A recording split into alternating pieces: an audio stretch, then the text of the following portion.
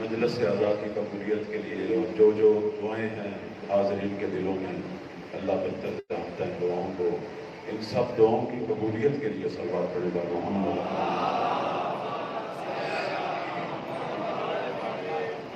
مولا امام زمان کے ظہور میں تعجیل اور ان کا خدمت گزار ناصر بننے کے لیے صلوات پڑھے گا محمد، کے لیے صلوات پڑھے گا محمد۔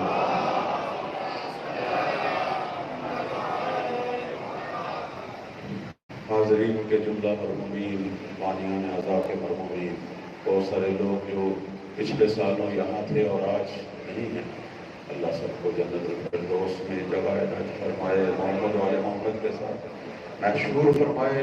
اس دعا کی قبولیت کے لیے صلوات پڑھیں گا محمد۔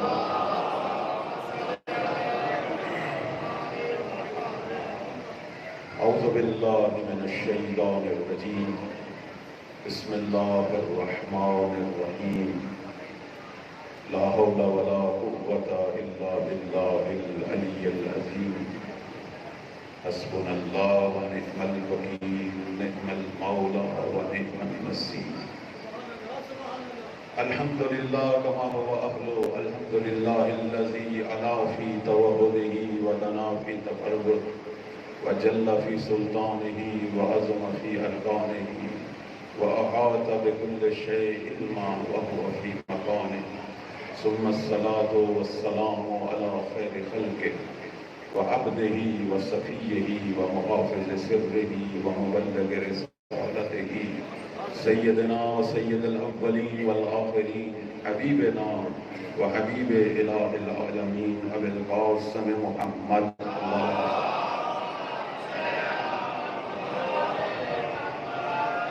وعلى آله الطيبين الطاهرين المعصومين، أذهب الله عنهم الرجس وطهرهم تطهيرا۔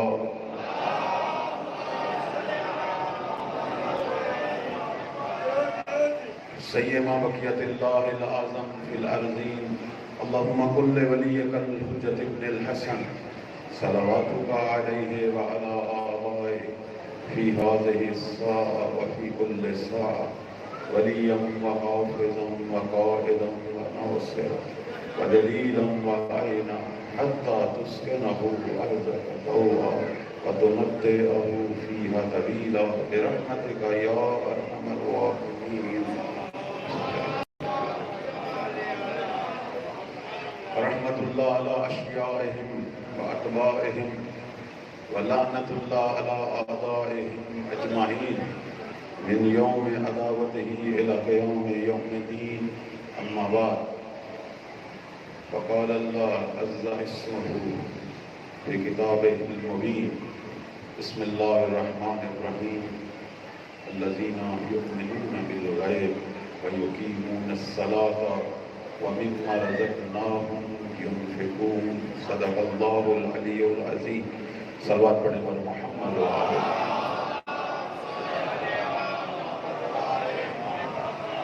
عزاداران سید الشہداء، موالیان حیدر قرار، موضوع سخن اہل تقویٰ کی صفات اور علامات، اس حوالے سے سورہ بقرہ کی ابتدائی چند آیات کی تلاوت کا شرف حاصل ہوا۔ پروردگار فرما رہا ہے کہ جو غیب پر ایمان رکھتے ہیں، یعنی توحید اور ولایت، جو اہل توحید اور اہل ولایت ہیں اور رب کی بارگاہ میں نماز قائم کرتے ہیں، پڑھتے نہیں قائم کرتے ہیں۔ کسی نے پوچھا پڑھنے اور قائم کرنے میں کیا فرق ہے؟ ایک دفعہ کو کہتے ہیں پڑھنے اور ساری عمر پڑھنے کو کہتے ہیں قائم کرنا۔ اور اللہ کی بارگاہ میں خرچ کرتے ہیں اپنی جان، اپنا مال، اور اسی طرح ایمان رکھتے ہیں ان کتابوں پر جو پہلے بھی نازل ہوئیں اور جو اس وقت بھی نازل ہوئی، اور آخرت پہ یقین رکھتے ہیں۔ یہ جو نقشہ پروردگار نے مومنین کا اور متقین کا کھینچا، اس کی ایک جیگتی جاگتی تصویر یہی کربلا میں جانساران حسین، اسی کی جیتی جاگتی۔ اگر کوئی پوچھے کہ کربلا سے ہم نے کیا درس لیا؟ ایک لفظ میں اگر کوئی بیان کرے تو وہ پروردگار کی توحید اور اس سے اخلاص ہے۔ اگر کوئی نتیجہ اگر ہم نکالیں گے وہ یہی اور کچھ بھی نہیں۔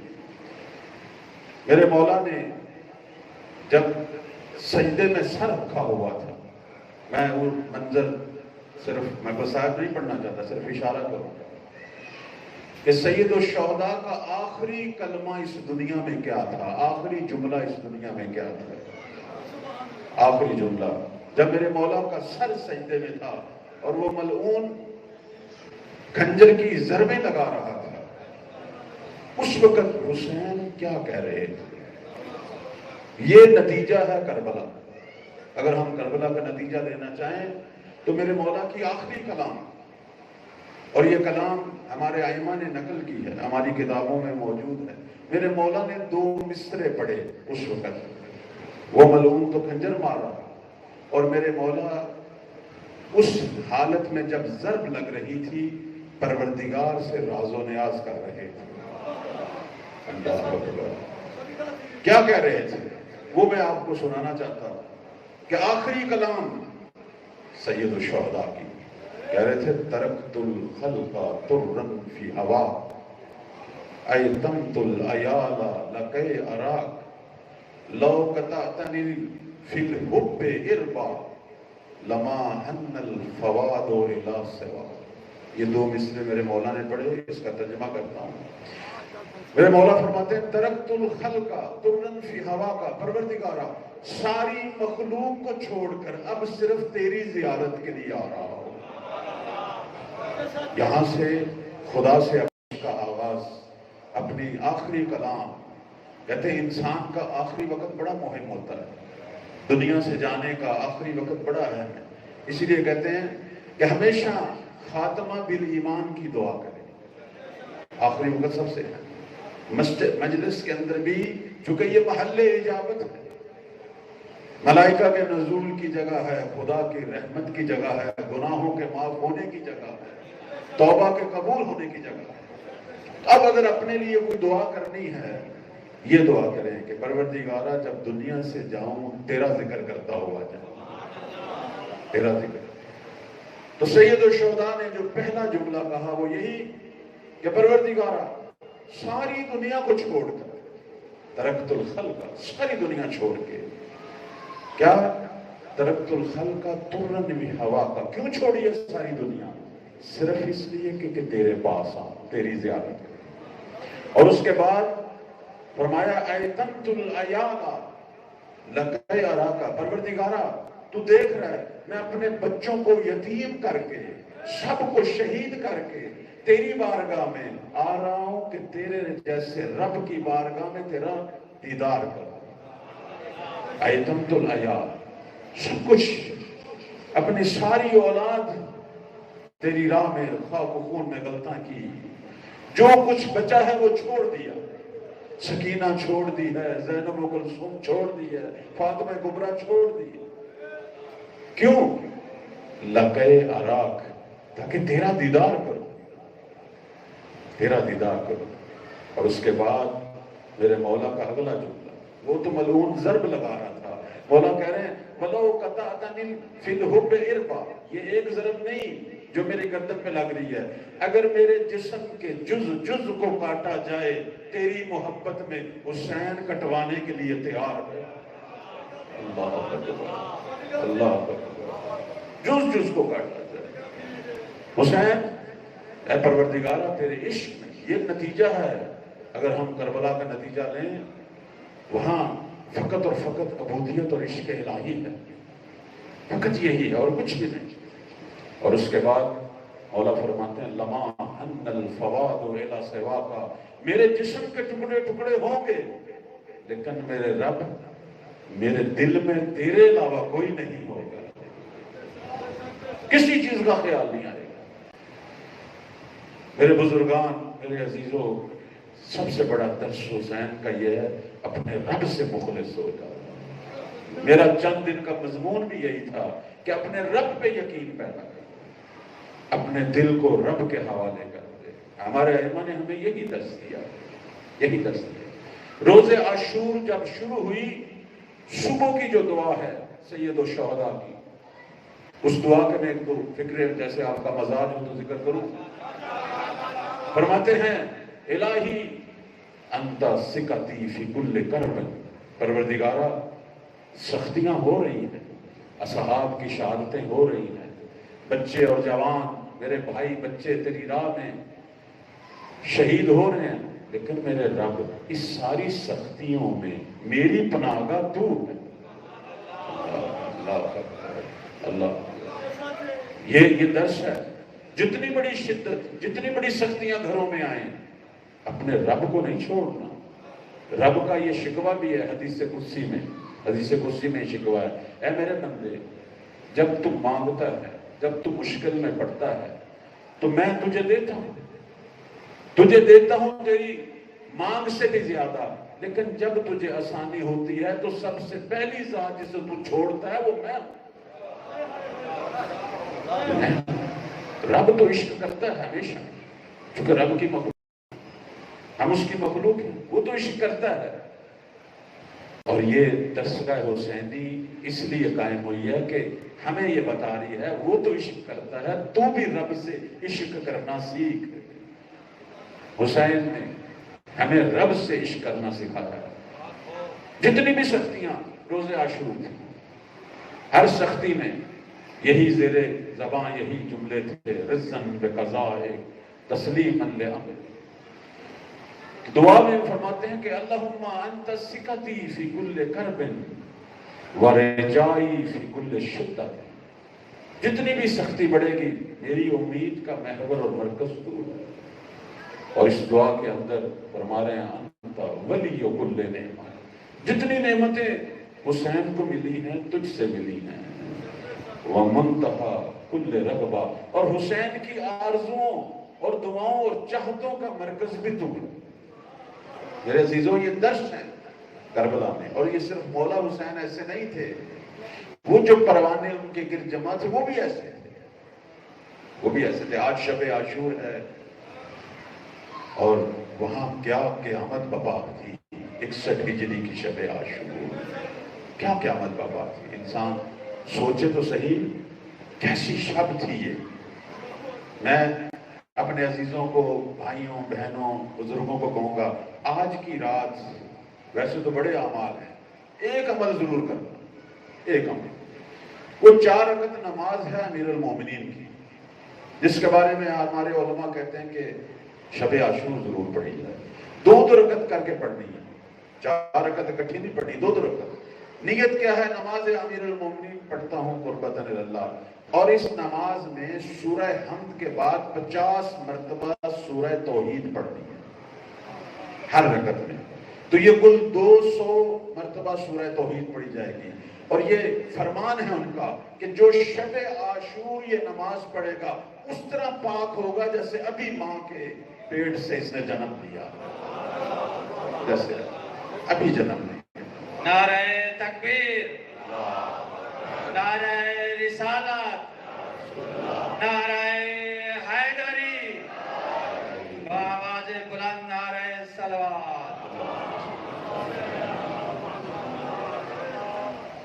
سید الشہداء کے جو پروانے تھے میں ان کے حوالے سے عرض کروں گا کہ اس شب جو بھی آ رہی ہے، جو میرے مولا نے کس لیے مانگی کہ اللہ کی عبادت کرو، اور اس شب عبادت کیا تھی؟ نماز اور قرآن، نماز اور قرآن۔ یہ وہ ہستیاں تھیں جنہوں نے اسی سورہ بقرہ کی ان آیات کی جیتی جاگتی تصویر، وہ نمازیں قائم کی جن کی کوئی نظیر ہی نہیں، تیروں تلواروں اور نیزوں کے آوازوں کے زیر سایہ، کوئی خوف نہیں تھا چہروں پر، آوازیں آ رہی تھی تلواروں کے تیز ہونے کی، لیکن ان کے چہروں پہ خوف نہیں تھی، خوشی کے آثار تھے، اور کہہ رہے تھے کب صبح عاشور آتی ہے کہ اپنے رب کی بارگاہ میں پہنچے، اور حسین کے نانا سے حوض کوثر کی انتظار میں تھے، لحظے شماری ہو رہی تھی، کوئی خوف نہیں۔ وہ جو قرآن کہتا ہے اولیاء اللہ کے چہروں پہ کوئی خوف نہیں ہوتا، لا خوف علیہم ولا هم یحزنون، مکمل تصویر۔ اور ایک دوسرے سے مذاق بھی کر رہے تھے، کہہ رہے تھے کون پہلے جائے گا حوض کوثر، چہروں پہ کوئی. اور ان کے اندر ایک بوڑھا صحابی رسول، بعض کہتے ہیں جناب بریر، بعض جناب عاصم، مختلف نام لیتے ہیں.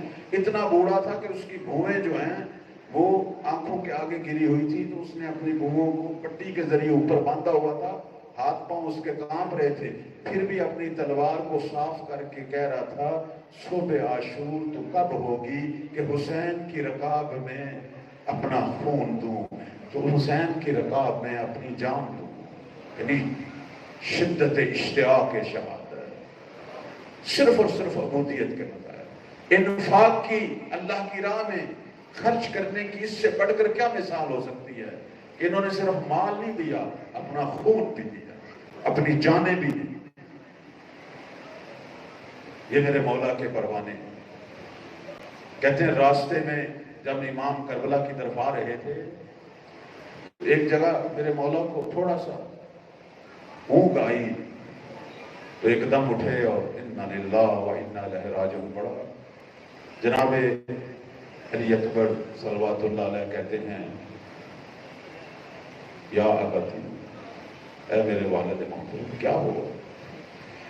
کہنے لگے بیٹا اکبر سویا ہوا تھا، ایک آنکھ لگی تو ایک میں نے گھوڑے سوار کو دیکھا ہے، شاید وہ عاطف غیبی تھا، اور وہ کہہ رہا تھا کہ یہ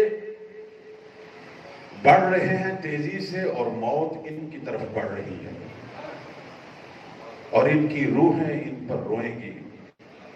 جناب علی اکبر کہتے ہیں بابا مجھے یہ بتائیں آیا ہم حق پر نہیں ہیں؟ اللہ اکبر، یہ پروردہ حسین، آیا ہم حق پر نہیں ہیں؟ میرے مولا نے کہا اس رب کی قسم جس کی بارگاہ میں ہم سب نے جانا ہے ہم حق پر ہیں. تو اب علی اکبر، علی کا پوتا، کہنے لگے کہ پھر مجھے کوئی پرواہ نہیں، اگر ہم حق پر ہیں تو پھر موت کی کوئی پرواہ نہیں. جیسے علی کہتے تھے کہ علی کو موت کی کوئی پرواہ نہیں، موت علی پر آئے یا علی موت پر، انہیں کا پروردگار. یہ وہ ہستیاں ہیں جو مولا کے ان کے گرد جمع ہیں.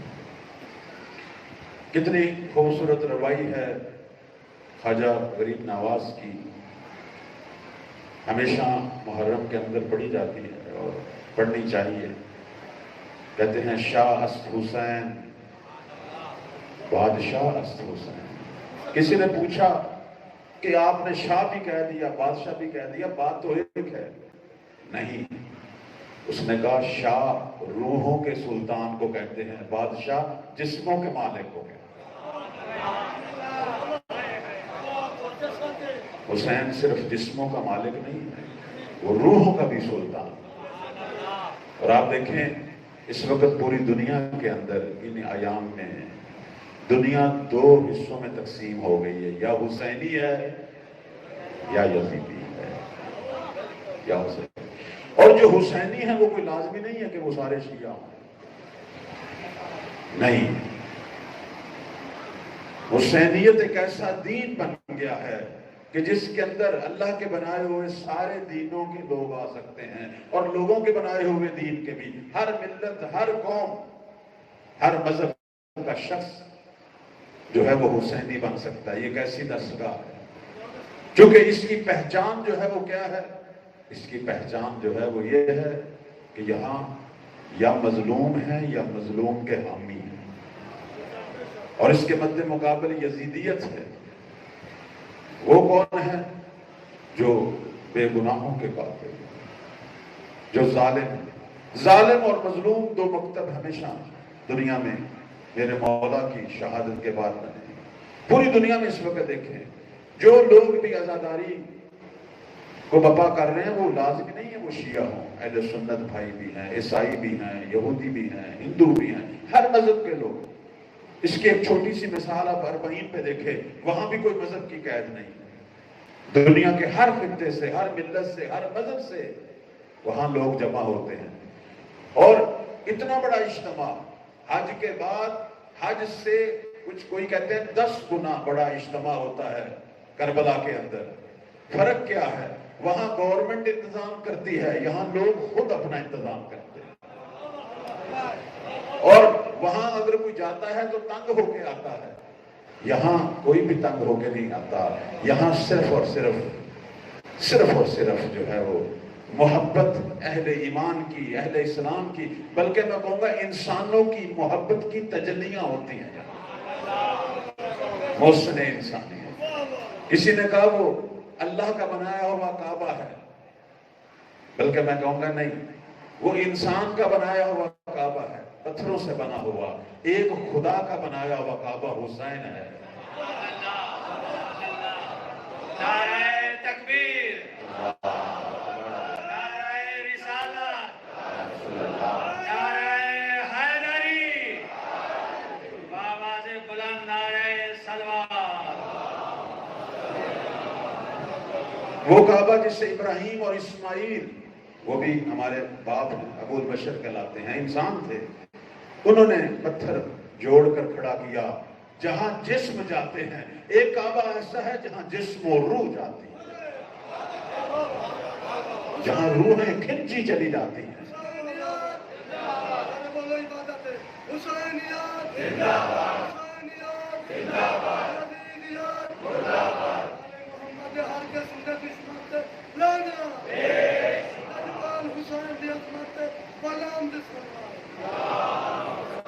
غم جہاں کا مداوا کوئی نہیں کرتا، غم جہاں۔ ایک اور تشبیہ بھی ہے کہ وہ کعبہ ہے جہاں اللہ کے محب اکٹھے ہوتے ہیں، اللہ کے محب اکٹھے ہوتے ہیں سارے کے سارے، جسم اکٹھے ہوتے ہیں، اللہ کے محب اکٹھے ہوتے ہیں۔ لیکن حسین وہ کعبہ ہے کہ جس کے بارے میں میرے نبی فرما گئے تھے کہ من احب الحسین احب اللہ ہو، جو حسین سے محبت کرے گا اللہ اس سے محبت کرے گا۔ تو وہاں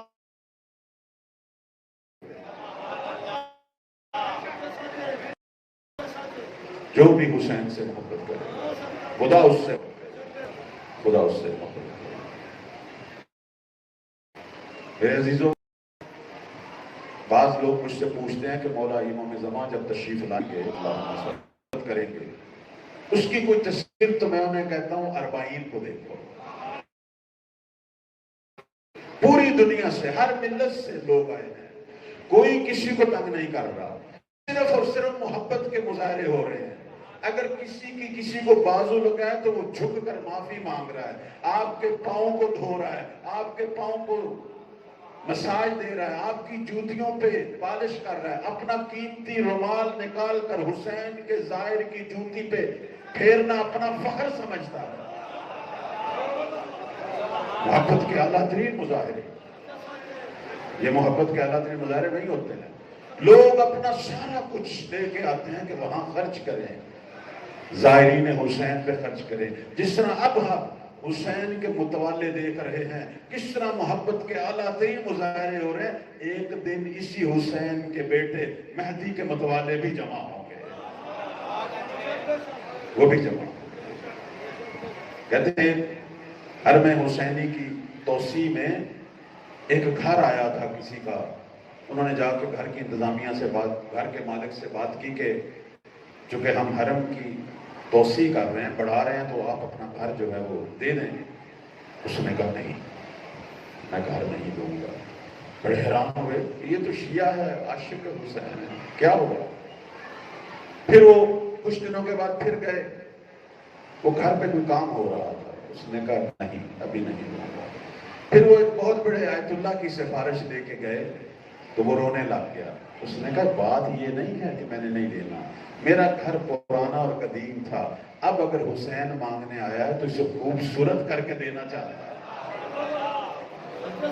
اس لیے میں اس پر پیسہ لگا رہا ہوں۔ مجھے پتا ہے آپ لوگوں نے گرا دینا ہے، مجھے پتا ہے گرا دینا ہے۔ انہوں نے کہا کیوں لگا رہے ہو؟ اس نے کہا مجھے پتا ہے آپ نے گرا دینا ہے، لیکن آج حسین کی طرف سے پیغام آیا ہے تو میرا دل کرتا ہے خوبصورت کر کے اچھے انداز سے اپنا گھر پیش کرو۔ یہ جذبے کہاں سے آئے؟ یہ جذبے کسی نے نہیں سکھائے، یہ کسی نے نہیں سکھائے۔ یہ وہی بات ہے کہ جب کسی کو اپنے دل کا کعبہ بناتے ہو تو جذبے خود بخود پیدا ہو گئے۔ میرے عزیزو، خواجہ غریب نواز کہتے ہیں کہ حسین کے بارے میں شاہ است حسین ہو، بادشاہ است حسین، اور اس کے بعد کہتے ہیں دین است حسین، دین پناہ است حسین۔ حسین جیتی جاگتی تصویر دی، دین کے سارے پہلو میرے مولا نے اپنے وجود سے ظاہر کیے۔ خوف خدا دیکھنا ہے تو حسین کی ذات کو دیکھو، اخلاص اللہ سے دیکھنا ہے تو ذات حسین، عشق الہی دیکھنا ہے تو ذات حسین، اللہ کی راہ میں خرچ دیکھنا ہے تو حسین کو دیکھو، خدا کی بارگاہ میں وہ لمبے لمبے سجدے اور وہ طولانی نمازیں اور وہ تلاوت قرآن دیکھنی ہے تو حسین کو دیکھو۔ ہم عام طور پر ہمارے ایک ممبر کی کمزوری یہ ہے کہ ہم عصر رسول کا حسین اور کربلا کا حسین بیان کرتے ہیں، درمیان والا حسین بیان نہیں ہوتا، یہ کمزوری ہے۔ میرے مولا کی ساری زندگی یہی تھی، ساری زندگی، کاش توفیق ملے وہ درمیان والا حسین بھی بیان ہو۔ میں صرف ایک واقعے کی طرف اشارہ کروں۔ ایک دفعہ میرے مولا نکلے، جوانی تھی،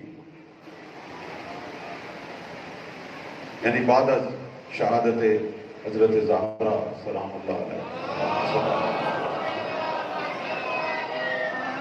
ایک جگہ سے گزرے، دیکھا ایک باغ ہے بہت بڑا، اور اس میں ایک شخص جو غلام حبشی سیاہ غلام وہاں نوکر ہے اور ایک کتا، اور ایک عجیب منظر دیکھا کہ وہ حبشی غلام اس کتے کو روٹی کھلا رہا، ایک روٹی کھلائی پھر دوسری کھلائی اور خود صرف پانی کا گھونٹ پر بیٹھ گئے۔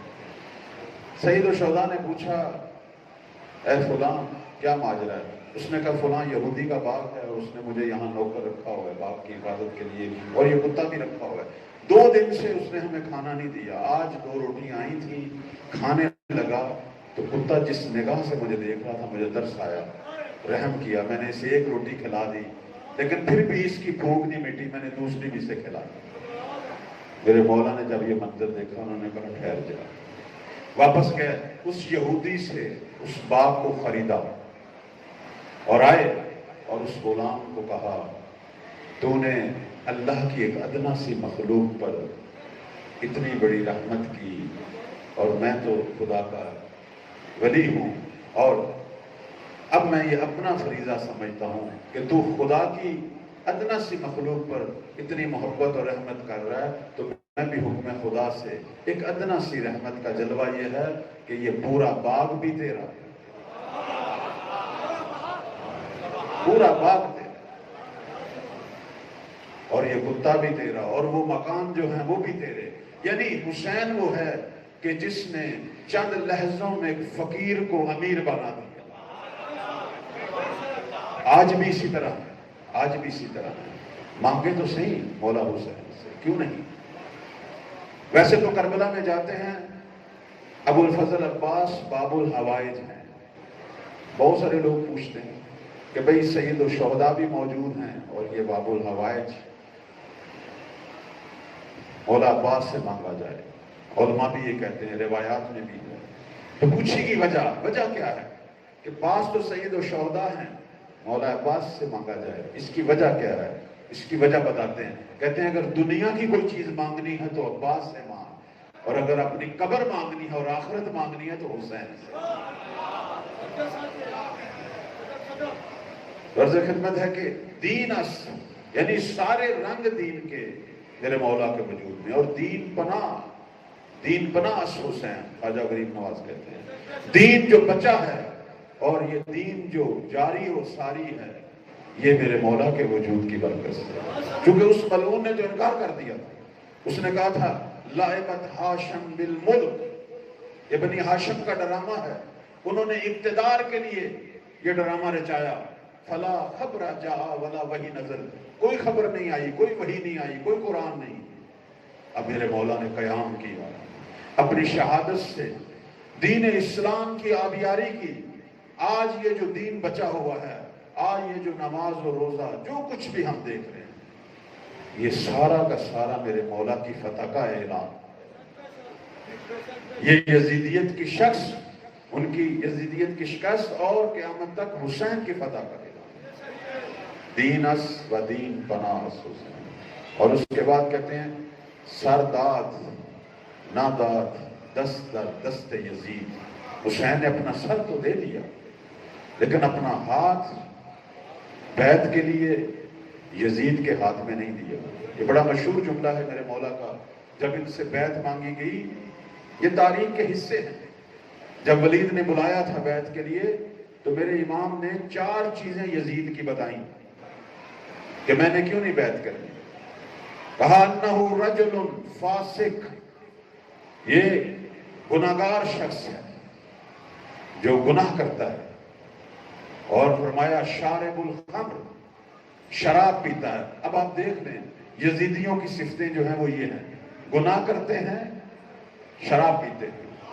اور میں یہ اس لیے بتا رہا ہوں کبھی بھی حسینیت اور یزیدیت اکٹھی نہیں ہو سکتی. کچھ لوگ اسے جمع کرنے کی کوشش کرتے ہیں. میری بات تک پہنچ گیا یا نہیں پہنچ گیا؟ کچھ لوگ کہتے ہیں حسین بھی رہے اور یہ بھی رہے. نہیں ہو سکتا کہ رحمان بھی راضی رہے اور شیطان بھی خوش رہے. یہ نہیں ہو سکتا، نہیں ہو سکتا. یہاں جنگ جو ہے وہ 2 محاذ ہیں. یا تو حسینی ہے، پھر حسین جیسی خصلتیں اپنا، تجھ میں سے حبیب کی خوشبو آئے، مسلم کی خوشبو آئے، حر کی خوشبو آئے. اور اگر یہ کام کرنے ہیں، شراب پینی ہے، بدکاریاں کرنی ہے، زنا کرنے ہیں، لوگوں پہ ظلم کرنے ہیں، پھر حسین سے اپنی صف جدا کر. تو سمجھتا ہے حسین نہیں ہے لیکن تیرا حسین سے کوئی تعلق نہیں. واضح سی بات ہے، واضح سی بات ہے. یہ اکٹھے نہیں ہو سکتے، نہیں ہو سکتے، چونکہ وہ تو یہی چاہتا تھا. آپ کا کیا خیال ہے؟ یزید نماز نہیں پڑھتا تھا؟ پڑھتا تھا. وہ امام جمعہ تھا دمشق کا، نماز جمعہ بھی پڑھاتا تھا. آج کل ہمارے جو حکمران ہیں وہ یہی ہیں، ایک طرف مسجدیں بھی بنا رہے ہیں اور ایک طرف کلب بھی بنا رہے ہیں. یہی کچھ ہو رہا ہے، یہی کچھ ہو رہا ہے. یہ وہی ہیں وہ جو میں نے کہا تاکہ قیامت حسینیت بھی باقی ہے اور یزیدیت بھی باقی ہے. یہ یزیدیت کے رنگ ہیں. آپ خلیج کے ممالک کے بادشاہوں کے رنگ دیکھ لیں، بڑی بڑی عالی شان مسجدیں بھی بنا رہے ہیں اور ادھر نائٹ کلب بھی بن رہے ہیں فحاشی کے. ان کا بھی جا کے افتتاح کرتے ہیں. چند منٹ پہلے نماز پڑھ رہے ہوتے ہیں، چند منٹ بعد جو ہے وہ بدکاریوں کے اڈے پہ موجود ہوتے ہیں. یہی یزید یہی چاہتا تھا. یزید اصل میں حسین سے یہی چاہتا تھا کہ حسین کی بیعت میں مجھے جواز مل جائے کہ میں شیطان اور رحمان کو اکٹھا کر لوں. وہ یہی چاہتا تھا کہ وہ میری بیعت کرے تاکہ میرے کاموں کو جواز مل جائے. لیکن میرے مولا نے واضح کر دیا کہ لا الہ الا اللہ، جہاں خدا ہے وہاں ابلیسیت کا پھر کوئی حق نہیں. حقہ کے بنائے لا الہ الا اللہ. نہیں ہو سکتا میرے عزیزوں، نہیں ہو سکتا. بہترین تفسیر اس پوری سورہ بقرہ کی ان چند آیات کی وہ اصحاب کربلا ہیں. صلوات پڑھیں پر محمد.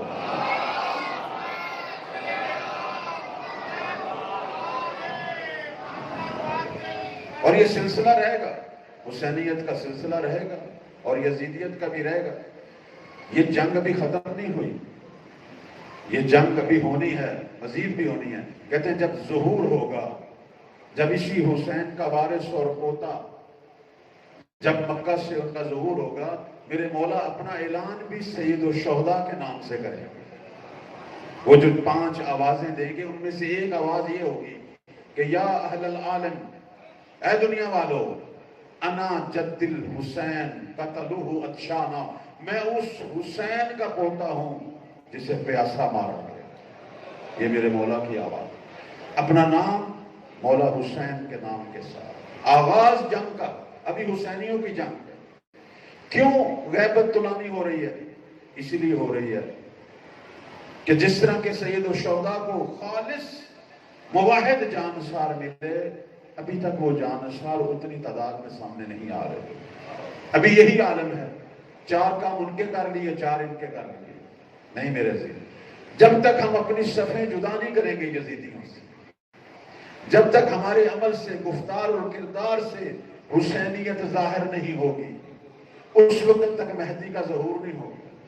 میرے مولا کے جو ناصر ہیں، جنہوں نے یہ شرف پانا ہے مہدی کے ناصر ہونے کا، ان کی یہی تو نشانیاں بیان ہوئی ہیں، یہی نشانیاں بیان ہوئی ہیں کہ جیسے کہ امیر المومنین صلوات اللہ علیہ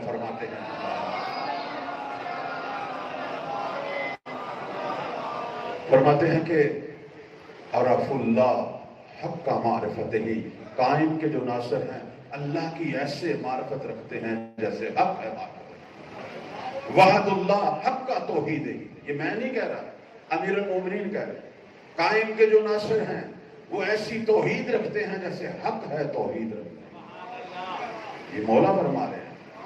یعنی یہ لوگ پیدا ہوں گے، بس یزیدیت سے حسینیت جدا ہو سکتی ہے، اور یہ ٹائم یہی ہے، یہ مجالس اسی لیے تو برگزار ہوتی ہیں۔ فرماتے ہیں کہ حسین کے پوتے مہدی کے جو ناصر ہیں وہ کون ہیں؟ مولا فرما رہے ہیں، اب مجھے نہیں پتا حق کے توحید کیا ہے، لیکن وہ فرما رہے ہیں کہ مہدی کے ناصر وہ ہیں جو اس طرح کی توحید اور اس طرح کا اللہ سے اخلاص رکھیں گے جیسے حق ہے۔ اب حق کو تو علی ہی جانتے تھے وہ کیا ہے، اتنا بڑا مقام ہے، اتنی عظمتیں ہیں ان کی۔ اور فرماتے ہیں کہ یہ وہ ہوں گے کہ جب قائم کا ظہور ہوگا اس کے گرد حلقہ باندھ کے رکھیں گے، جیسے کربلا کے اندر آپ نے منظر دیکھا جب میرے مولا نے تیروں کی بارش میں نماز قائم کی، اصحاب نے حلقہ باندھا، کہتے ہیں مہدی کے گرد بھی ان کے ناصر حلقہ باندھ کے رکھیں گے، تاکہ اگر کوئی حملہ کرے، اگر کوئی دشمن، ظاہر دشمن کو اتنی آسانی سے تو یہ انقلاب نہیں آنے دے گا، پتہ نہیں کتنے حملے ہوں گے میرے مولا پر، لیکن یہ اپنی جانوں پر لیں گے، کتنے ہی ناصر شہید ہوں گے، اس لیے کہ زہرا کے لال کی حکومت قائم ہو۔ اتنی شہادتیں، یہ کوئی آسان انقلاب نہیں آئے گا، بہت سارے لوگ اسی انتظار میں بیٹھے ہیں بس اللہ ان کو ظاہر کرے اور خدا ہی سارے کام کرے، نہیں۔ چھٹے مولا امام جعفر صادق علیہ السلام،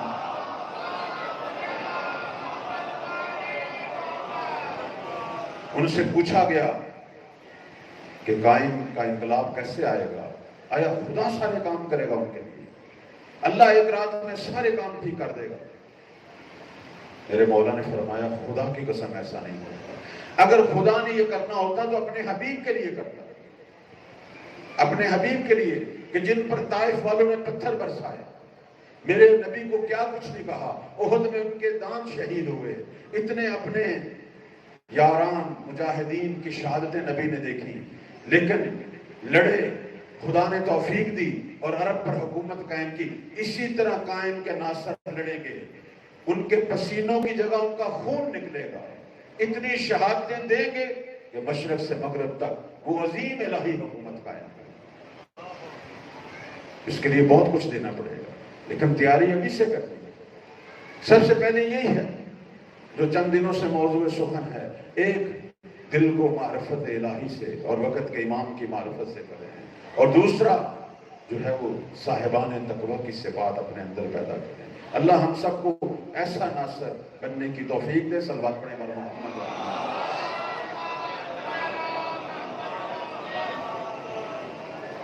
نعرہ تکبیر، نعرہ رسالت، نعرہ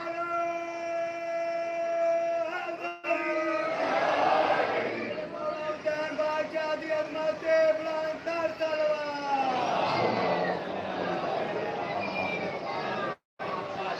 ہمارے ائمہ معصوم تھے لیکن کس طرح رب کی عبادت کرتے تھے۔ انسان اماموں کی سیرت تو پڑھے۔ ابو دردہ ایک واقعہ بیان کرتے ہیں، کہتے ہیں میں ایک دفعہ امیر المومنین کے ساتھ مدینہ سے باہر نکلا، شویت نجار ایک جگہ ہے وہاں، رات کا وقت تھا، میں نے علی کو دیکھا، وہ اٹھ کر چلے گئے، میں بھی پیچھے پیچھے چلا، چونکہ سارے پہلے دوست سارے یاران بیٹھے ہوئے تھے، پھر میں نے دیکھا جیسے نصف شب ہوئی ہے، مولا چل پڑے، میں ان کے پیچھے چلا، کہنے لگا میں نے زندگی میں پہلی دفعہ دیکھا علی کی فریادیں اللہ کی بارگاہ میں اور علی کا تڑپنا، اور وہ لمبے لمبے سجدے اور وہ گریا. میں حیران تھا, میرے مولا تم تو پاک ہے, تم معصوم ہے, کس طرح رب کی عبادت, اتنی عبادت کی اور اتنا گریا کیا میرے مولا نے. یہ درس ہے ہمارے لیے. آج بھی بزرگ کہتے ہیں, صاحبان محفل کہتے ہیں کہ اگر کوئی حاجت پوری نہ ہو رہی ہو, رات کی تاریکی میں جب سب سوئے ہوں, رب کی عبادت کر اور اس وقت ایک لمبا سجدہ کر, پھر دیکھ تیری حاجت پوری ہوتی نہیں ہوتی.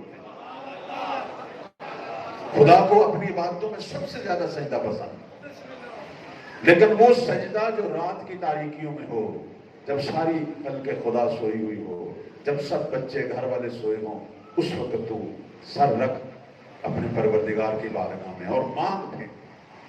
امیر المومنین کی اتنی عبادت, اتنی فریادیں. ابو دردہ کہتے ہیں کہ ایک دم علی کی آواز آنا بند ہو گئی. جب میں پاس گیا تو دیکھا, مجھے لگا جیسے سوئے ہوئے ہیں, تو میں نے اٹھانا چاہا کہ ابھی تھوڑی دیر بعد جو ہے وہ نماز صبح کا وقت ہے تو مولا کو اٹھاؤں. جب میں نے ہلایا تو وہاں تو کوئی جان ہی نہیں تھی, جیسے سوکھی لکڑی ہوتی ہے اس طرح علی ہو چکے تھے. ہاتھ پاؤں میں نے سیدھا کرنے کی کوشش کی, وہ بھی سیدھا نہ ہوئے. تو میں یہی سمجھا ماتا علی ابن ابی طالب, علی ابن ابی طالب وفات پا گئے. میں یہی سمجھا. دوڑتا ہوا آیا اور آ کے میں نے در زہرا پہ دستک دی. بی بی کی آواز آئی, کون؟ ابو دردہ. بی بی غضب ہو گیا, علی دنیا سے چلے گئے. بی بی نے کہا کیا مسئلہ ہے؟ کہنے لگے میں نے مدینہ کے باہر اس عالم میں علی کو دیکھا ہے, کوئی سانس نہیں آ رہا. تو بی بی کی آواز آئی, ابو دردہ تو نے ایک بار دیکھا ہے, میں تو ہر رات دیکھتی ہوں. علی دنیا سے نہیں گیا, یہ خشیت الہی سے علی غش کر گیا. خشیت الہی سے غش کر گیا. پھر یہ بی بی نے کہا ان کے چہرے مبارک پر تھوڑے سے پانی کے چھینٹے مارے. یہ گئے, جا کے مولا علی کا سر اپنی گود میں رکھا, تھوڑا سا پانی. میرے امام نے آنکھیں کھولی تو دیکھا ابو دردہ رو رہا تھا. کہا کیوں رو رہے؟ کہنے لگا مولا آپ کی یہ حالت, اگر آپ کی یہ حالت ہے تو ہم کیا کریں؟ ہم جو گناہگار ہیں, ہم جو پورا دن اپنے رب کی بارگاہ میں صرف گناہ کرتے ہیں, ہم کیا کریں؟ میرے مولا نے کہا کاش تو روز قیامت کو سمجھتا ہے. وہی جو میں نے سورہ بقرہ میں کہا وَبِالْآخِرَةِ هُمْ يُوقِنُونَ.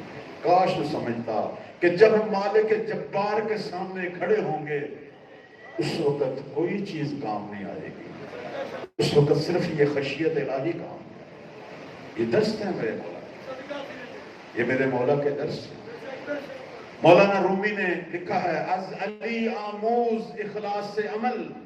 اگر اے دنیا والو, اگر تم نے اخلاص سے عمل دیکھنا ہے, اگر عمل میں اخلاص دیکھنا ہے, تو دنیا میں اس کی ایک ہی مثال ہے, وہ علی ابن ابی طالب. نعرہ تکبیر, نعرہ رسالت, نعرہ حیدری, بآواز بلند نعرہ صلوات. از علی آموز اخلاص سے عمل, شیر حق را دام مطہر از دغل. یہ کب کہا؟ جب میرے مولا جنگ کر رہے تھے عمر بن عبدود کے ساتھ, اور جب اسے گرایا اور میرے مولا اس کے سینے پہ سوار ہوئے, اور جب اس کا سر جدا کرنے لگے اس نے گستاخی کی, اپنا لعاب میرے مولا کے چہرے پہ پھینکا. علی نے اسے چھوڑ دیا. پوچھنے والے نے کہا کیوں چھوڑا؟ کہا خدا کی خاطر اسے مار رہا تھا, اب اس نے جو حرکت کی اب مجھے ذاتی غصہ آیا ہے, میں اپنے ذاتی غصے سے کسی کو نہیں ماروں گا. علی اپنے ذاتی غصے سے کسی, جہاں ذات کی بات ہے وہاں علی معاف کر دیتا ہے. یہ اہل بیت کی شان ہے, یہ ان کریموں کی شان ہے. جس نے ان کے ساتھ برا کیا انہوں نے معاف کر دیا, لیکن جہاں اللہ کی بات ہے جو کہ حکم خدا ہے, علی نے فقط حکم خدا سے کسی کو مارا ہے, فقط حکم خدا سے. اپنے ذاتی غصے سے نہیں مارو.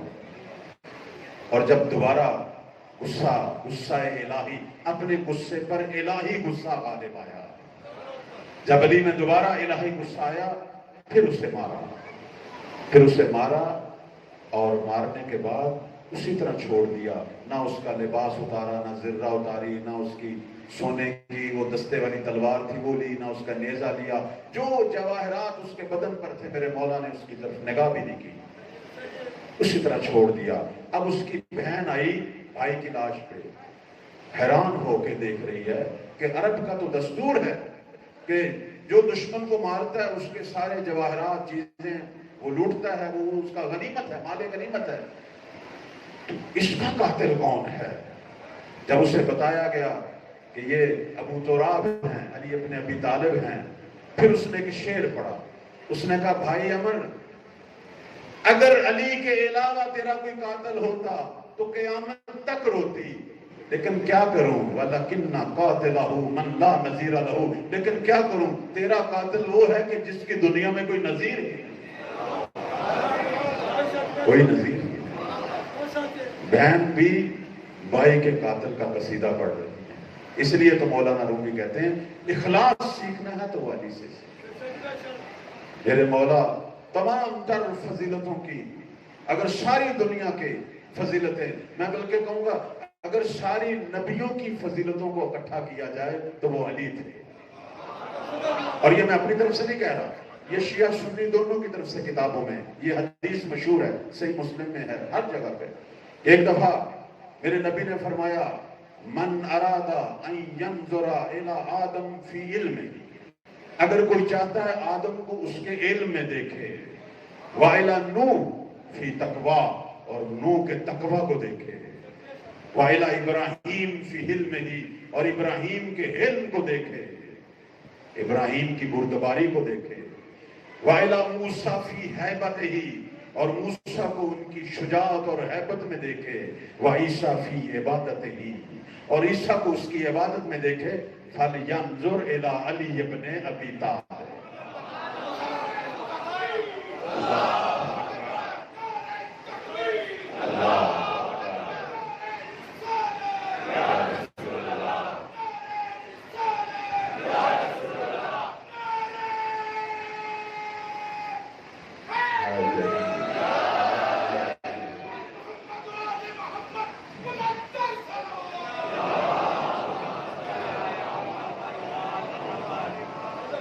آخر یہ پروردہ علی، آخر یہ پروردہ پیغمبر، یہ ساری کمالات جو ہیں وہ وہیں سے آئے کہ جس کا سب سے پہلے لعاب کا رزق لیا ہے. کہ جب پیدا ہوئے خانہ کعبہ میں پیدا ہوئے، آنکھیں نہیں کھول رہے تھے میرے مولا. ابو طالب نے اٹھایا، بی بی نے، ان کی والدہ نے اٹھایا، آنکھیں نہیں کھولی، سمجھ نہیں آ رہی تھی. آخر حبیب پروردگار سرور کائنات تشریف لائے. جیسے ہی مولا علی کو اٹھایا، محمد کا لمس جیسے ہی لگا، علی نے آنکھیں کھول کے دنیا میں سب سے پہلی زیارت. نعرہ حیدری، آواز بلند نعرہ سلوات. کیا کہ بہت ہی خوبصورت کسی کا یہ فکرہ ہے. اس نے کہا جب علی نے آنکھ کھولی تھی تو محمد کی گود میں تھے، اور جب محمد نے آنکھ بند کی علی کی گود میں. اتنی. اور ایک دفعہ ساسا نے کہا امیر المومنین کو کہ مولا آپ افضل ہیں یا گزشتہ جو اولو العزم پیغمبر وہ افضل ہیں؟ میرے مولا نے کہا کہ میں اپنی تعریف کرنا پسند نہیں کرتا، تو ویسے سوال کر. اس نے کہا نہیں، میرا دل کرتا تھا آج اپنی فضیلت اپنے منہ سے سنائے. انہوں نے کہا نہیں، تو سوال کر. اس نے کہا آدم افضل ہیں یا آپ؟ مولا نے جواب دیا. انہوں نے کہا اللہ نے، پروردگار نے ساری نعمتیں آدم کے لیے، ساری نعمتیں حضرت آدم کے لیے رکھی تھی، ساری. صرف ایک درخت سے منع کیا تھا، صرف ایک درخت سے منع کیا تھا، لیکن آدم سے ترک اولا ہو، اور علی نے اللہ کی راہ میں ساری نعمتوں کو چھوڑ دیا، دنیا کی ساری۔ تو کہتے ہیں کہ امیر شام سے پوچھا گیا کہ یہ اب دشمن بھی تعریف کرے کہ آپ کی نگاہ میں دنیا کے حوالے سے علی کیسے ہیں؟ اس نے کہا علی کو دنیا کی لذتوں سے کیا تعلق؟ اگر علی کے پاس سونے سے بھرا ہوا کمرہ ہو اور ایک طرف گھاس سے بھرا ہوا ہو تو اس سونے والے کمرے کو پہلے اللہ کی راہ میں تقسیم کرے۔ پوچھا آپ افضل ہیں یا نوح؟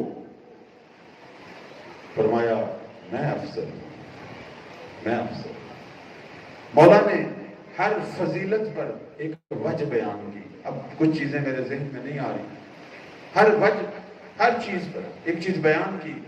اسی طرح مثلا حضرت عیسیٰ کے حوالے سے پوچھا وہ افضل ہیں یا آپ افضل ہیں؟ چلیں جیسے جیسے ذہن کھل رہا ہے۔ نوح کے بارے میں پوچھا تو میرے مولا نے کہا نوح کا جو بیٹا تھا اس کو خدا نے کہا انہو لیس من اہلک، اور اللہ نے مجھے جو بیٹے دیے وہ سیدہ شباب اہل جنہ۔ پوچھا ابراہیم افضل ہیں یا آپ؟ کہا میں۔ کیوں؟ کہا ابراہیم نبی تھا، اولو العزم تھا، لیکن جب ایک مردے کو دیکھا اس کے بعد اس نے کہا الہی آرینی کیف تحیی الموتى، مجھے دکھا تو کیسے زندہ کرے گا؟ تو رب نے کہا اولم تؤمن، کیا تجھے ایمان نہیں؟ کہا ہے ولکن لیطمئن قلبی، ابراہیم اطمینان قلب چاہتا ہے۔ ابھی ابراہیم اطمینان قلب چاہتا تھا اور میں وہ ہوں لو کشف الغطا مزددت یقینا، اگر میرے اور اللہ کے درمیان سارے پردے اٹھ جائیں علی کے یقین میں اضافہ نہیں ہوگا۔ نعرہ حیدری، بآواز بلند نعرہ صلوات۔ پوچھا آپ افضل ہیں یا عیسیٰ؟ کہا میں افضل ہوں۔ کیسے میرے مولا؟ کہا عیسیٰ وہ ہیں کہ جب ان کی والدہ کا وقت آیا بچے کو پیدا کرنے کا، انہیں بیت المقدس سے ہٹا دیا گیا۔ کاہنوں نے کہا یہ عبادت گاہ ہے، زچہ خانہ نہیں ہے، اور میں وہ ہوں کہ جس کی ماں کو سپیشل بلایا گیا اور اس دروازے سے نہیں، سپیشل ایک دروازہ بنایا گیا۔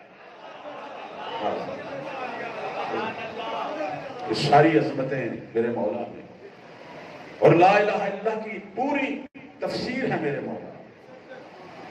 کہتے ہیں کہ حضرت آدم و نوح کے بعد بتوں کی پرستش شروع ہوئی، اور جب ابراہیم آئے انہوں نے بتوں کے خلاف جہاد کیا، لیکن جب وہ گئے تو سورج کی پرستش شروع ہو گئی، اور جب موسیٰ آئے انہوں نے سورج کی پرستش کے خلاف جہاد کیا، اس کی نفی کی، لیکن جب وہ گئے تو گو پرستی، حیوانوں کی پرستش شروع ہو۔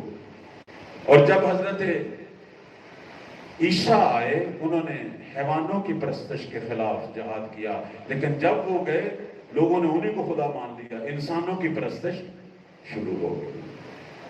تو کہتے ہیں کہ جب ہمارے پیغمبر آئے انہوں نے کہا، یہ نہیں کہا کہ بت خدا نہیں ہے، سورج خدا نہیں ہے، جانور خدا نہیں ہے، انسان خدا نہیں، انہوں نے کہا لا الہ، اللہ کے سوا جو بھی دنیا کا بنایا ہوا ہے وہ خدا نہیں۔ نعرہ تکبیر، نعرہ رسالت، نعرہ حیدری، بآواز بلند نعرہ صلوات۔ تو نبی نے اپنی گفتار سے، تبلیغ سے دنیا کو بتایا کہ لا الہ الا اللہ، علی نے اپنے عمل سے بتایا۔ فتح مکہ میں وہ بت جن کی میرے نبی نے نفی کی تھی علی نے اپنے ہاتھ سے توڑے، وہ سورج جن کی قوم ابراہیم نے پرستش کی تھی علی نے اپنے اشارے سے رد شمس کیا، اسی سورج کو موڑ کر دنیا کو دکھایا یہ خالق نہیں ہے، مخلوق ہے۔ اور وہ جانور جن کی لوگ پرستش کرتے تھے، علی نے جھولے کے اندر اژدہا کا سر مروڑ کے بتا دیا کہ ان حیوانوں کی کوئی حیثیت نہیں ہے، یہ خدا نہیں ہے، یہ کمزور سی مخلوق ہیں۔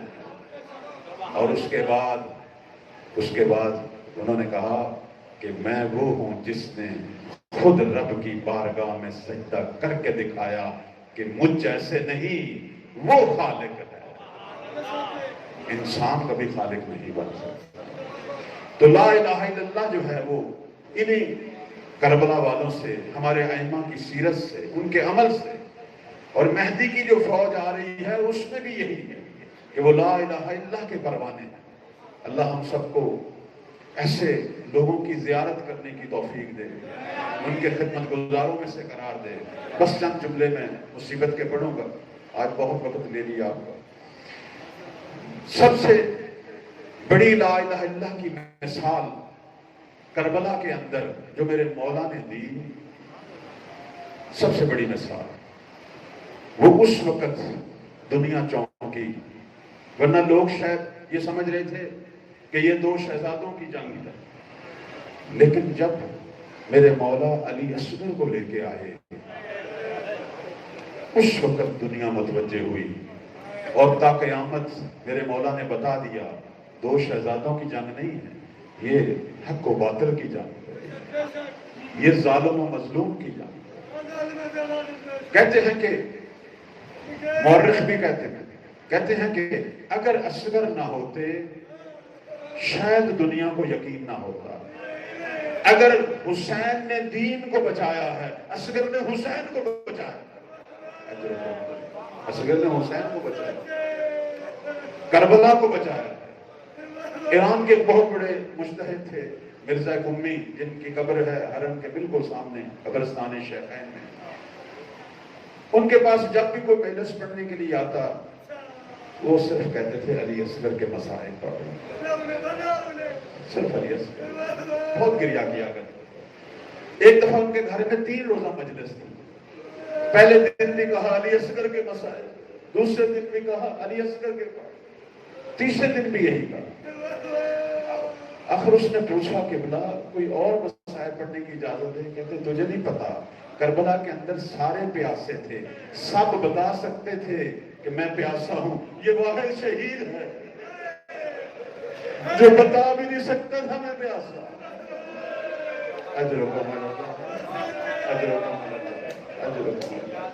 میں بس زیادہ لمبا نہیں کروں گا، ذاکر صاحب بھی آ گئے ہیں۔ سید سجاد کو جب پتہ چلا کہ مختار نے قیام کیا ہے اور قاتلین حسین کو ڈھونڈ ڈھونڈ کے مار رہا ہے، صرف یہ پوچھا، میرے مولا فقط یہ پوچھا کرتے تھے کہ ہرملہ ابھی زندہ ہے یا مارا گیا، فقط ہرملہ کا پوچھا۔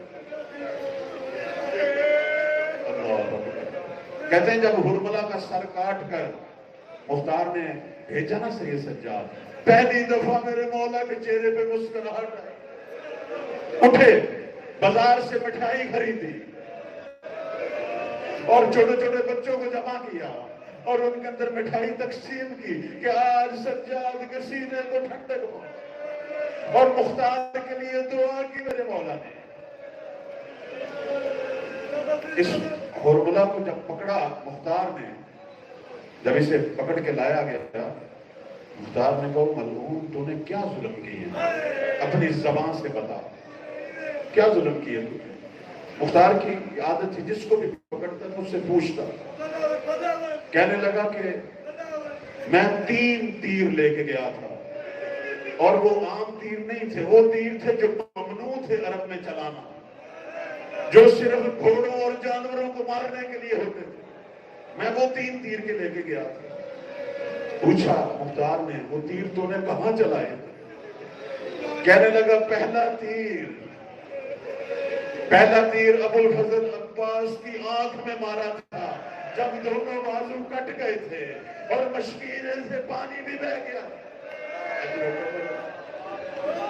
وہ میں نے تیر مارا تھا کہ عباس گھوڑے پر پھر نہیں بیٹھ سکا۔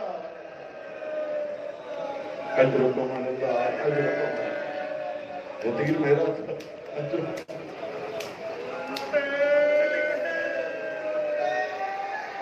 दूसरा तीर, कहने लगा दूसरा तीर उस वक्त मारा था जब 4 माह का असगर था हुसैन के हाथों में और फौज का रंग बदल रहा था और फौजी मुंह छुपा छुपा कर रो रहे थे, कह रहे थे उमर इब्न साद ओ मलऊन, हम सब छोटे छोटे बच्चों वाले हैं, अगर एक घूंट का अगर चंद कतरे भी चले जाएंगे फुरात में कोई कमी नहीं आएगी।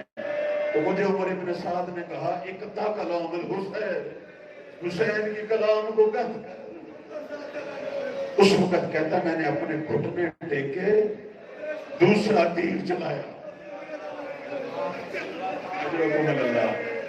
लेकिन खुद कहता 3 दफा इरादा किया था, नहीं चला सका, क्योंकि जब पहली दफा मैंने तीर चलाने की कोशिश की मुझे लगा उस बच्चे के गालों के साथ मोहम्मद का चेहरा भी आ गया, इसलिए तीर कमान नीचे कर लिया। दूसरी दफा जब तीर चलाने लगा मैंने तो देखा, कहता ये मुर्तजा को तीर चलाने लगा तो देखा अली वहां पहुंच गए, असगर के चेहरे पे अपना चेहरा रख लिया। और तीसरी दफा एक बीबी को देखा, चौथी दफा इसने वो तीर चलाया। मुख्तार ने कहा मलऊन तुझे हुसैन पे कभी तरस भी आया? क्या लगा हाँ एक दफा आया था जब मैंने असगर को मारा था और हुसैन 7 बार खेमे तक गया और वापस आया, चूंकि रबाब ने तो पानी पिलाने के लिए भेजा, अब आके लपेट में अब आके पल्लू में असगर को लपेटा हुआ है हुसैन, कभी दरे खेमा तक जाते हैं कभी वापस आते हैं, फिर दरे खेमा तक जाते हैं फिर वापस आते हैं। कहता है हुरमला कहता है कि उस वक्त मुझे भी हुसैन पे तरस आया था।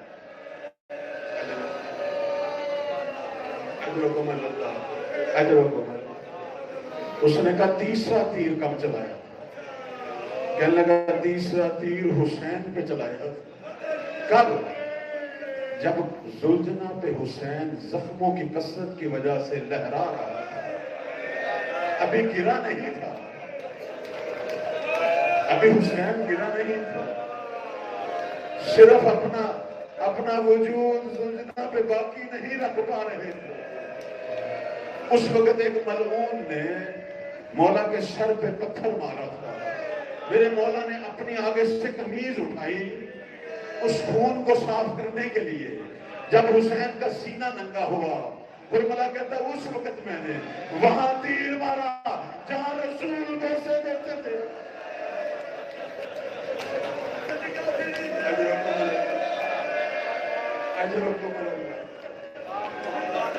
जहां रसूल वैसे देते थे वहां तीर मारा, और वो तीर 3 शोभा तीर था कि जिसे हुसैन सामने से नहीं निकाल सके, पुश से निकाला।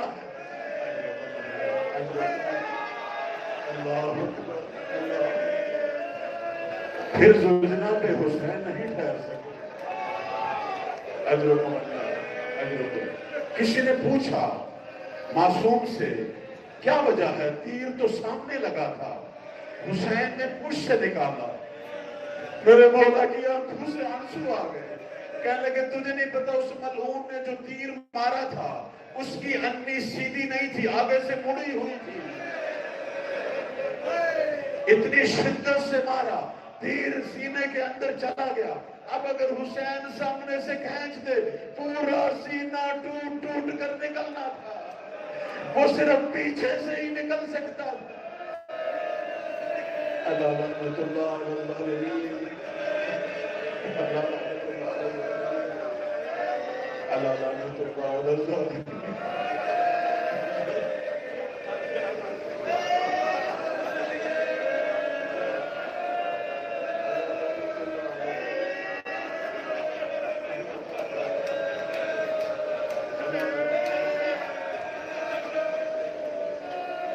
जब जुल्जना वापस आया था,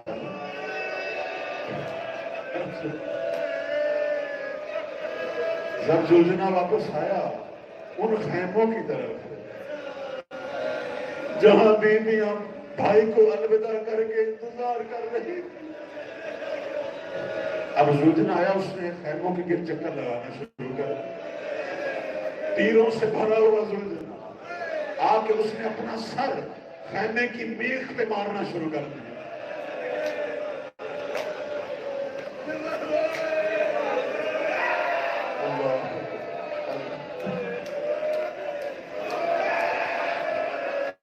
زلجنا بچا نہیں، وہی مر گیا تھا۔ اتنی بار اپنا سر خیموں کی میخ پہ مارا زلجنا نے۔ کیوں ہم زلجنا نکالتے ہیں؟ کہتے جب حسین گرے تھے پہلے تو ارد گرد چکر لگاتا رہا میرے مولا کے، اور اپنی آواز میں کچھ کہتا رہا۔ پوچھا گیا معصوم سے کہ یہ زلجنا کیا کہہ رہا تھا؟ کہنے لگے زلجنا کہہ رہا تھا اس امت پر لعنت ہو جس نبی کا کلمہ پڑھتی ہے اسی کی آل کو ذبح کر رہی ہے۔ اجرکم اللہ، اجرکم اللہ۔ زلجنا کہتے ہیں مولا جب گرے تھے زلجنا بھی نیچے بیٹھا ہے، اپنے دونوں پاؤں لگا کے اپنی پیٹھ نیچے کی، اپنی آواز میں کہا حسین اگر ہمت ہے سوار ایک دفعہ ہو جا، تجھے مدینہ تک پہنچانا میرا کام۔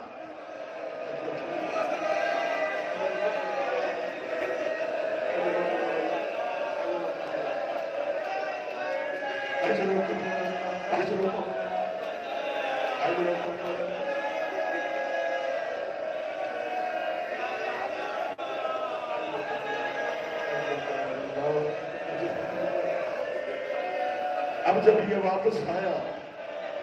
یہ واپس آیا میخوں کو، خیموں کی میخوں پہ زلجنا نے سر مارنا شروع کیا۔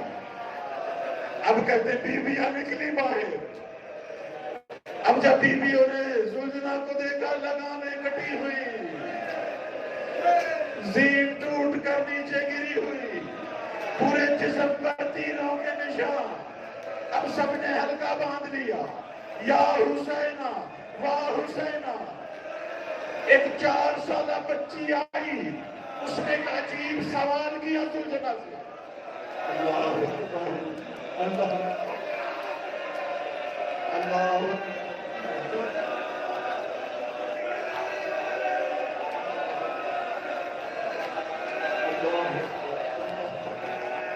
ایک 4 سالہ بچی نے ایک عجیب سوال کیا۔ اس نے کہا میرے بابا کے گھوڑے، مجھے پتا ہے ان ملعونوں نے میرے بابا کو مارا ہے، میں جانتی ہوں، صرف مجھے یہ بتا یا ابھی او قتل عطشانا، میرے بابا کو پانی پلا کے مارا ہے یا پیاس سے ذبح کر دیا؟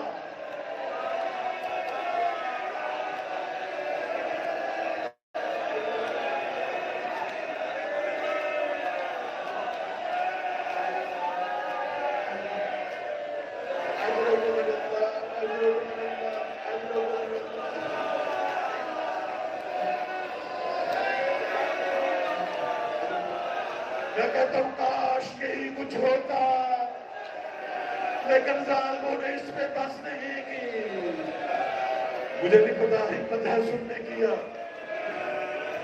کاش یہی کچھ ہوتا، یہی کچھ ہوتا، لیکن ظالموں نے بس نہیں کی۔ ظالموں نے بسنے کے لیے ایک آواز اٹھی عمر ابن سعد کی، فضہ زمین پہ گر پڑی، کہنے لگی آقا زادی غضب ہو گیا، کاش میں مر جاتی یہ نہ سنتی۔ زینب نے کہا اب اس کے بعد کیا رہ گیا؟ وہ میرے بھائی کا سر تو نیزے پہ سوار ہو گیا، اب کیا رہ گیا؟ کہنے لگی وہ ملعون کہہ رہا ہے میں ینتدب الحسین، کون ہے جو گھوڑوں کی ٹانپوں تلے حسین کے بدن کو؟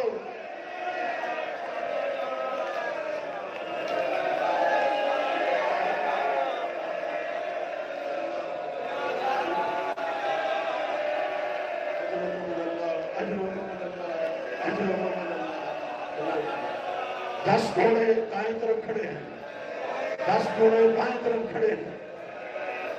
اجرکم اللہ۔ اب درمیان میں کچھ لوگ آئے، انہوں نے کہا پر ابن سعد قاسم کی لاش ہم نہیں مسلنے دیں گے، ہم اس کی ماں کے قبیلے سے ہیں۔ اس نے کہا اٹھا لو۔ قاسم کی لاش اٹھا لی گئی، اکبر کی لاش اٹھانے والے بھی آ گئے۔ شمر آگے بڑھا، کہنے لگا میں بنی کلاب سے ہوں، عباس کی ماں ہمارے قبیلے سے ہے، میں عباس کی لاش پہ بھی گھوڑے نہیں دوڑانے دوں۔ اس کی لاش بھی اٹھا لی، لاشیں اڑتی رہی، صرف 2 لاشیں رہ گئی تھی۔ ایک زہرا کا لال حسین تھا، ایک رباب کا اصغر تھا، جن کا کوئی وارث نہیں تھا۔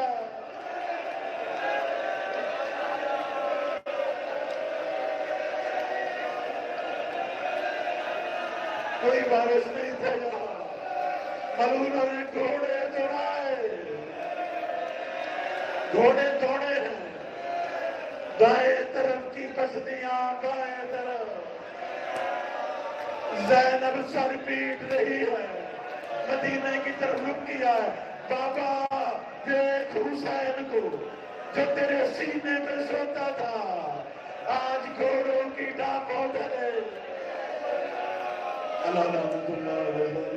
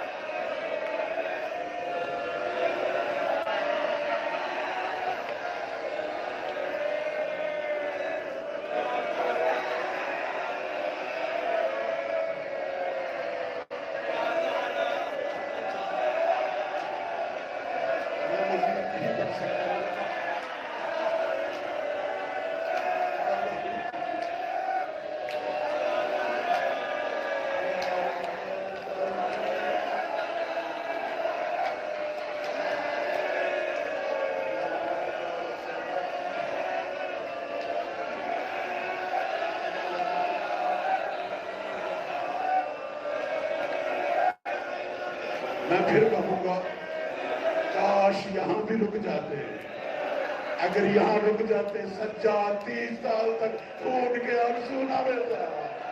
وہ میرے وقت کا امام آج خون کے آنسو نہ بہتا۔ کاش یہاں بھی رک جاتے، کاش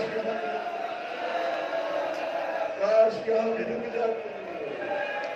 2 اماموں نے خون کے آنسو بہائے، قتل حسین پہ نہیں، جو ظلم بعد نے کیا، کس پہ؟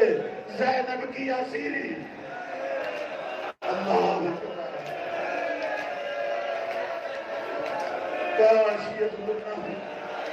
سجاد سے جب بھی کہا جاتا تھا کیوں روتے ہیں؟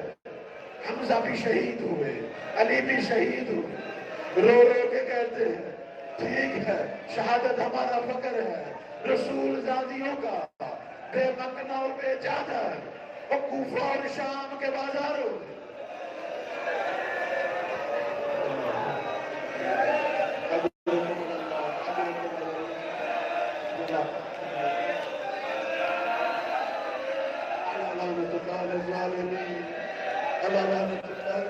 پروردگار قبول فرمائے آپ کے یاد سے۔ خدا مہدی کے ظہور میں تعجیل فرما، خدا میرے مولا کے منتقم کے ظہور میں تعجیل فرما، خدا حسین کے وارث کے ظہور میں تعجیل فرما، زہرا کے بچوں کے قاتلوں سے انتقام لینے والے کے ظہور میں تعجیل فرما، مجھے معاف